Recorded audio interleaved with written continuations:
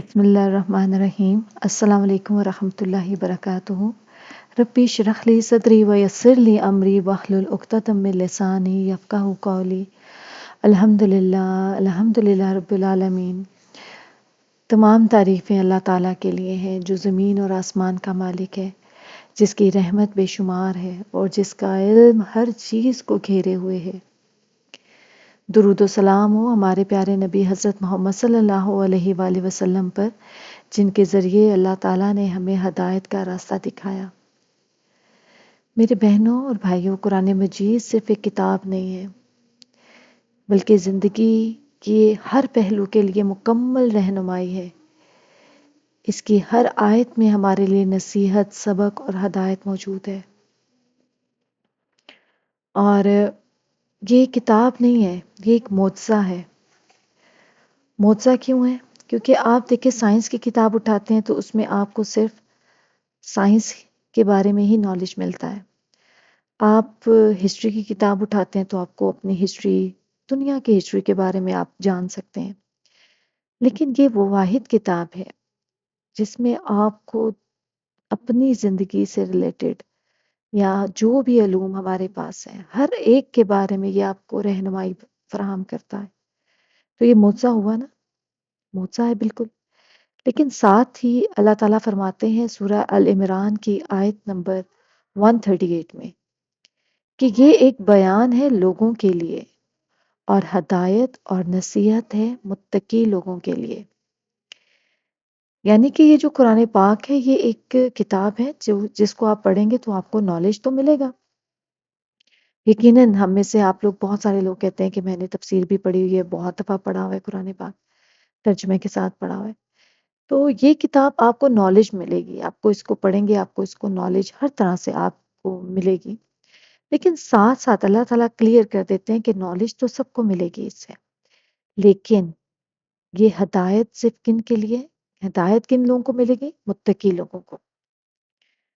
تو یہ جو متقی لوگ ہیں یہ کوئی بہت اسپیشل لوگ نہیں ہیں کہ جو اللہ تعالیٰ نے بتا دیا کہ صرف اس کو ہدایت ملے گی۔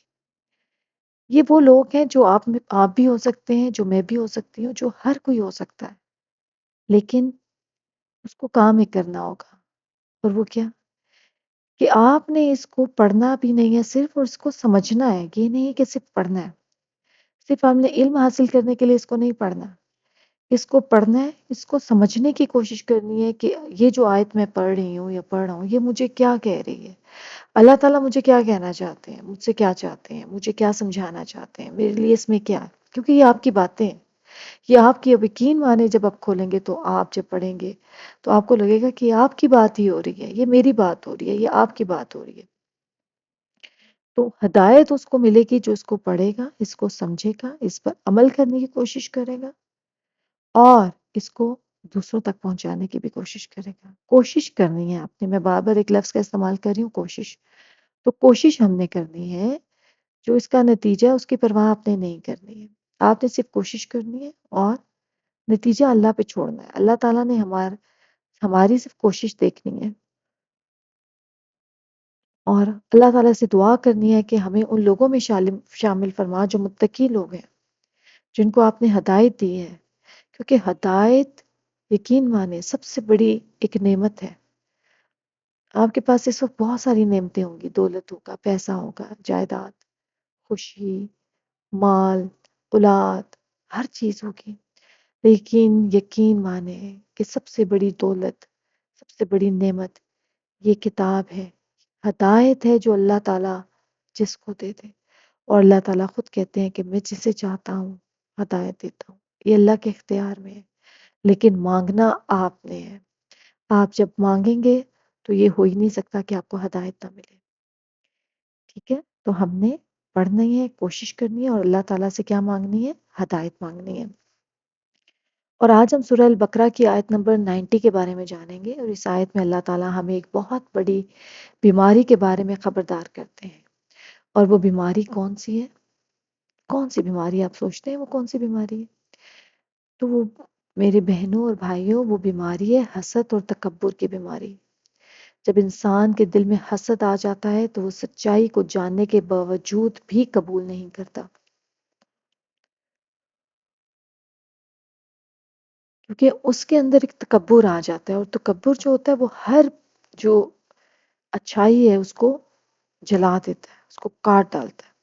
تو جب یہ بیماری دل میں حسد اور تکبر پیدا ہو جاتا ہے تو پھر انسان جو ہدایت ہے اس کو قبول نہیں کرنا چاہتا، اس کو قبول کرنے کی طرف اس کا دل جاتا ہی نہیں ہے۔ تو چلیں شروع کرتے ہیں۔ بے سمجھتا رہو، کتنا برا ہے جو بیچ ڈالا انہوں نے، بھی ہی بدلے اس کے انفسہم، اپنے نفسوں کو، این یکفرو، کہ انہوں نے کفر کیا، بما، ساتھ اس کے جو انزلہ نازل کیا، اللہ، اللہ نے، بغین، بغاوت کرتے ہوئے، این ینزلہ، کہ نازل کرتا ہے اللہ، اللہ من فضلہ، اپنے فضل سے، علی من، جس پر، یشاء، وہ چاہتا ہے، من عبادہ، اپنے بندوں میں سے، فباؤ، تو وہ لوٹے، بغضب، ساتھ غضب کے، علی غضب، غضب پر، وللکافرین، اور کافروں کے لیے، عذاب مہین، عذاب ہے رسوا کن۔ وہ چیز بہت بری ہے جس کے بدلے انہوں نے اپنے نفس بیچ ڈالے، یہ کہ وہ اس چیز کا انکار کرتے ہیں جو اللہ نے نازل کی، صرف اس حسد کی بنا پر کہ اللہ اپنے بندوں میں سے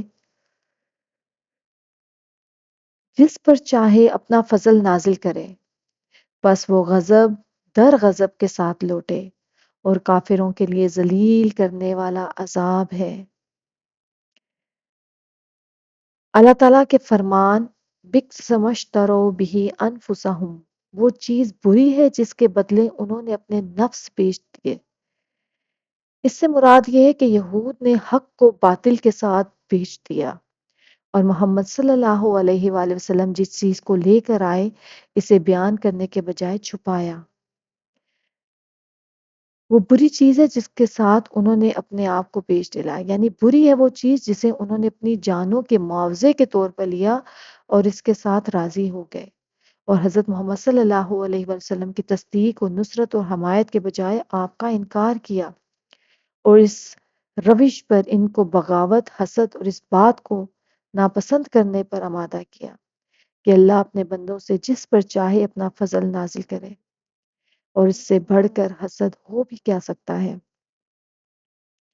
اللہ تعالیٰ نے ان کی کتاب جو تھی، جو ان پر نازل کی گئی تھی حضرت موسیٰ علیہ السلام پر، جو بنی اسرائیل کی طرف بھیجے گئے نبی تھے، کہ اس میں اللہ تعالیٰ نے بالکل نشانیاں بتائی تھی کہ ایک آخری نبی آئے گا، اور کہا جاتا ہے نا کہ اللہ تعالیٰ فرماتے ہیں کہ وہ ان کو، حضرت محمد صلی اللہ علیہ وآلہ وسلم کو ایسے پہچانتے تھے جیسے اپنے بیٹوں کو پہچانتے تھے، یعنی اللہ تعالیٰ نے بالکل کلیئر تورات میں بتا دیا تھا کہ ایک آخری نبی آئے گا جس کا نام احمد ہوگا، لیکن سب کچھ جانتے بوجھتے انہوں نے یہ بیچ ڈالا اپنے نفس کو، یعنی کہ وہ بہت اچھے طریقے سے جانتے تھے ان سب چیزوں کے بارے میں،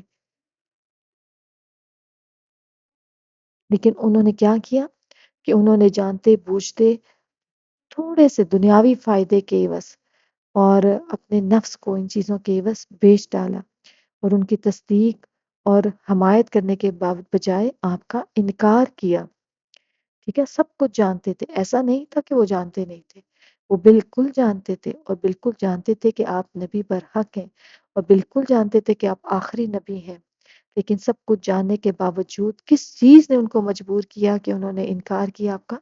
اپنے حسد اور تکبر کی وجہ سے، کیونکہ وہ حضرت عیسیٰ علیہ السلام کے اوپر جو نبوت کا سلسلہ تھا بنی اسرائیل میں وہ ختم ہو چکا تھا، اس کے بعد حضرت عیسیٰ علیہ السلام کے بعد نبوت کا سلسلہ ختم ہو گیا، اور پھر ان میں اور نبی نہیں آئے، ان کے بعد جو آخری نبی آئے وہ عربوں میں سے آئے، تو وہ یہ سمجھتے تھے کہ یہیں سے بنی اسرائیل سے آخری نبی آئیں گے، تو انہوں نے کیا کیا، جب انہوں نے دیکھا کہ آخری رسول تو ہیں وہ تو عرب میں سے آئے ہیں اور ہم میں سے نہیں آئے، تو انہوں نے کیا کیا کہ انہوں نے اپنے حسد اور تکبر کی وجہ سے آپ کی حمایت کرنے سے انکار کر دیا، تصدیق کرنے سے انکار کر دیا، اور بس وہ پھر کیا ہوا، جب انہوں نے اپنے حسد اور غرور اور تکبر کی وجہ سے انکار کیا تو پھر اللہ تعالیٰ کہتے ہیں بس وہ غضب در غضب کے ساتھ لوٹے، تو پھر اللہ تعالیٰ نے ان پر اپنا غضب نازل فرمایا اس کے معنی یہ ہے کہ وہ غضب بالائے غضب میں مبتلا ہو گئے۔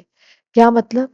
یعنی کہ دو غضب، پہلا غضب تو انہوں نے یہ کیا کہ تورات کو ضائع کر دیا، ٹھیک ہے، حالانکہ یہ ان کے پاس موجود تھی، اس میں انہوں نے تحریف کر دی، تبدیلیاں کر دی، ٹھیک ہے، اور جو اپنے مطلب کی بات ہے وہ لوگوں کو بتاتے تھے، اور جہاں پہ وہ سمجھتے تھے کہ ہاں یہ جو چیز ہے یہ ہمارے مطلب کی نہیں ہے، وہ چھپاتے تھے، تحریف کر ڈالتے تھے۔ تو انہوں نے پہلا غضب کس وجہ سے آیا کہ انہوں نے تورات کو ضائع کر دیا حالانکہ ان کے پاس موجود تھی، اور دوسرا غضب یہ ڈھایا کہ اس نبی کا بھی انکار کر دیا جسے اللہ تعالیٰ نے ان کی طرف مبعوث فرمایا۔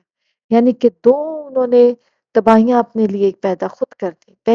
پہلا غضب کیا کہ تورات کو بیچ ڈالا، تورات کو ضائع کیا، اور دوسرا اس نبی کا بھی انکار کر دیا جسے اللہ تعالیٰ نے ان کی طرف بھیجا تھا۔ اس کے معنی یہی ہے کہ یہ غضب بالائے غضب کے مستجب اور مستحق قرار پائے۔ پہلے اللہ تعالیٰ نے انہیں انجیل اور عیسیٰ کے ساتھ کفر کی وجہ سے غضب کا حقدار قرار دیا۔ انہوں نے انجیل کو بھی انکار کیا، عیسیٰ علیہ السلام کے ساتھ بھی کفر کیا، کیونکہ جو انجیل کی جو ہدایات تھیں، جو اس میں احکامات تھے، وہ تورات سے تھوڑے مختلف تھے، ٹھیک ہے، جو چیزیں تورات میں حرام کر دی گئی تھی وہ یہاں پر حلال کر دی گئی، تو وہ چیز ماننے کو وہ بالکل تیار نہیں تھے، تو انہوں نے انجیل کا بھی انکار کیا اور حضرت عیسیٰ علیہ السلام کے ساتھ بھی کفر کیا، اور کفر کی وجہ سے وہ غضب کے حقدار قرار دیے۔ پھر کیا ہوا؟ پھر جب حضرت محمد صلی اللہ علیہ وسلم اور قرآن مجید کے ساتھ کفر کی وجہ سے غضب کے مستحق ٹھہرے، اور ان کے کفر کا سبب کیا تھا؟ بغاوت، حسد اور تکبر تھا، اسی لیے انہیں دنیا اور آخرت میں ذلیل اور رسوا کرنے والے عذاب میں مبتلا کر دیا گیا، جیسا کہ فرمان باری تعالیٰ ہے، بلا شبہ جو لوگ میری عبادت سے تکبر اور سرکشی کرتے ہیں وہ عنقریب جہنم میں ذلیل ہو کر داخل ہوں گے، یعنی کہ وہ ذلیل اور رسوا اور حقیر ہو کر جہنم میں داخل ہوں گے۔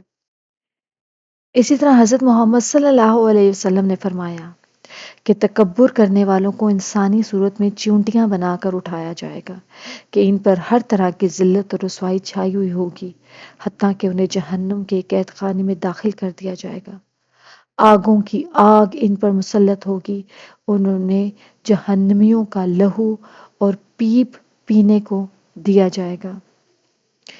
یعنی کہ یہ ہے جی تکبر کا اور حسد کا انجام جو یہاں پر بتایا گیا ہے، اور انہوں نے حسد اور تکبر کی وجہ سے کیا کیا؟ حق کو پہچانے سے انکار کر دیا۔ جو حق تھا، جو بیان کر دیا گیا تھا تورات میں بھی ان کو پتا تھا، وہ سب جانتے تھے، لیکن حسد اور تکبر کی وجہ سے انہوں نے انکار نہیں کیا، اور پھر اس کا انجام بھی اللہ تعالیٰ نے بتا دیا کہ ان پر کس طرح سے عذاب آئے گا۔ اب یہاں پہ میرے بہنوں اور بھائیوں ہم نے کیا سیکھنا ہے اس آیت سے؟ آیت نمبر 90 سے ہم ہمیشہ دیکھتے ہیں ہر آیت کو پڑھنے کے بعد کہ اس میں ہمارے لیے کیا سبق ہے، ہم نے کس طرح سے ان چیزوں سے بچنا ہے جو یہاں پر اللہ تعالیٰ ہمیں کہہ رہے ہیں کہ یہ کام مت کریں۔ سب سے پہلے یہ آیت ہمیں بتاتی ہے کہ حسد انسان کو حق قبول کرنے سے روک دیتا ہے۔ یقین مانیں، آپ کئی دفعہ اپنے سامنے دیکھ بھی رہے ہوتے ہیں کہ یہ بالکل سچ ہے، لیکن اپنے جو اندر انسان کا جو ایک ہوتی ہے نا میں ہوتی ہے، وہ انسان کو اس کو قبول کرنے سے روک رہی ہوتی ہے کہ تم مت قبول کرنا ورنہ تم چھوٹے پڑ جاؤ گے۔ تو یہ آیت ہمیں سکھاتی ہے کہ انسان کو حق قبول کرنے سے جو ہے حسد روک دیتا ہے۔ بنی اسرائیل جانتے تھے کہ نبی کریم صلی اللہ علیہ وسلم سچے نبی ہیں، لیکن حسد کی وجہ سے انہوں نے انکار کر دیا۔ اور دوسرا کہ اللہ تعالیٰ اپنی نعمتیں اور اپنے مقام اپنے بندوں میں سے جسے چاہے عطا کرے، کسی کو اس پر اعتراض یا حسد نہیں کرنا چاہیے۔ یعنی کہ بنی اسرائیل کہتے تھے نا کہ یہ بنی اسرائیل میں سے کیوں نہیں آیا آخری رسول، تو اللہ تعالیٰ کہتے ہیں کہ اللہ تعالیٰ جسے چاہے اس پہ اپنا فضل نازل کرتا ہے، یہ سب کچھ اللہ تعالیٰ کے اختیار میں ہے، کسی انسان کے اختیار میں نہیں ہے۔ اور پھر اگر انسان سچائی کو پہچان لے اور پھر بھی ضد یا تکبر کی وجہ سے اسے قبول نہ کرے تو یہ بہت بڑا گناہ ہے۔ اور اس آیت میں ہمیں بتایا گیا کہ جن لوگوں نے حسد اور تکبر کی وجہ سے حق کا انکار کیا وہ اللہ کے غضب کا شکار ہوئے۔ مسلمانوں کو چاہیے کہ وہ دوسروں کی کامیابیوں پر خوش ہوں، یہ ہم نے سیکھنا ہے۔